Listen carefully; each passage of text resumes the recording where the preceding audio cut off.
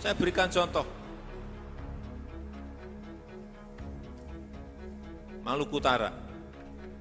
Ada gubernur Maluku Utara. Hati-hati. Gubernur, hati-hati. Maluku Utara, hati-hati. Hati-hati. Jangan main-main.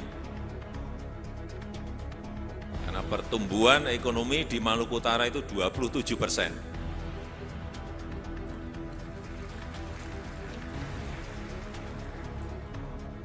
Pertumbuhan ekonominya sudah tinggi sekali, paling tinggi di dunia di Maluku Utara itu. Nggak percaya, cek mana ada pertumbuhan ekonomi sebuah provinsi 27%. Karena apa? Lompatan itu karena apa? Karena hilirisasi. Di situ ada industri smelter yang nanti ini akan tumbuh lagi kalau smelter di sana tambah industri yang turunan-turunan dari nikel itu semua bisa dikerjakan di Maluku Utara. Sebab itu saya titip hati-hati, bukan hati-hati nggak baik, tapi hati-hati sudah baik, tapi hati-hati jangan menjadi nggak baik. Dan yang bagus lagi di Maluku Utara itu, waktu saya ke Ternate sebulan yang lalu, saya cek di pasar, harga-harga itu sangat stabil. Saya cek ke BI, berapa sih inflasi di Maluku Utara? 3,3%. Gimana nggak seneng rakyatnya, inflasinya hanya 3,3, pertumbuhan ekonominya 27%, sehingga saya titip tadi pada gubernur, hati-hati. Jangan sampai salah policy sehingga investasi yang masuk ke sana menjadi terhambat. Ada Pak, dari Maluku Utara. Siap Pak. Gimana Pak? Oh iya Pak, pertumbuhan kami tinggi Pak, 27%. Di saat COVID, di saat dunia lagi mengalami resesi, tidak akan mungkin bisa mencapai 27%. Hanya kami Pak. Tetapi mesti diingat Pak, 27% itu yang tumbuh pertambangan dan industri, sehingga tumbuhnya tinggi. Kami tidak menikmati pertumbuhan itu Pak Presiden. Uangnya keluar semua Pak Presiden. Yang penikmati itu adalah Tiongkok. Dari investasi ekspor kami meningkat, impor kami meningkat. Yang bergerak di Halmahera hanyalah mereka-mereka yang bergerak di sektor tambang. Karena itu Bapak Presiden bilang pertumbuhan ekonomi yang tinggi itu penikmatnya tidak dari Maluku Utara. Kalau Bapak Presiden datang ke Ternate mengunjungi Bank Indonesia, lalu Bank Indonesia menyebut 3,3%, Bapak Presiden bisa cek juga konsumsi rumah tangga kami cuma 2,1. Bahkan konsumsi per kuartal 3 minus 0,48. Artinya daya beli kami menurun Pak Presiden. Petani kami tidak ada yang kaya Pak Presiden. Harga kopra kami anjlok dari 12.500 per kuartal 1 turun menjadi 3.000 per kilogram di kuartal 3. Daya beli kami turun sehingga inflasi tidak meningkat karena tidak banyak yang mau membeli barangnya. Nah di situ Pak Presiden, kami sudah cukup menjaga Pak Presiden. Kurang apa kami menjaga Pak Presiden?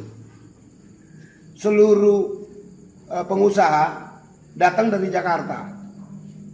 Pelaku UMKM kami tidak ada satu yang masuk ke industri, tidak menjadi pemain di dalam industri tambang. Kami saking menjaganya industri, upah minimum regional untuk sektor pertambangan, walaupun ekonominya tumbuh 27% disumbangkan oleh sektor pertambangan, tapi UMR-nya tidak naik Pak Presiden. Yang kami naikkan 4% hanya untuk UMKM, agar UMKM membayar gaji lebih banyak, si tambangnya tidak perlu bayar gaji lebih banyak. Itu cara kami menjaga Pak Presiden. Kami siap terus menjaga Pak Presiden, walaupun kami harus miskin dalam bahagia. Terima kasih Pak Presiden atas miskin kami yang penuh kebahagiaan. Wassalam.